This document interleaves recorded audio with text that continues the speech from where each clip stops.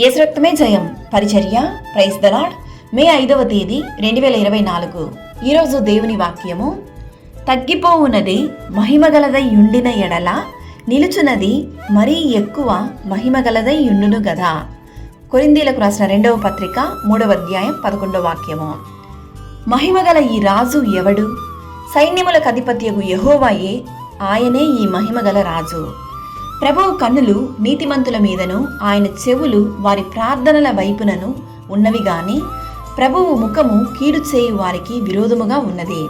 దేవుని వాక్యములా సెలవిస్తుంది, తన్ను తాను తగ్గించుకొనువాడు హెచ్చింపబడును, తన్ను తాను హెచ్చించుకొనువాడు పరలోకమందు తగ్గింపబడును.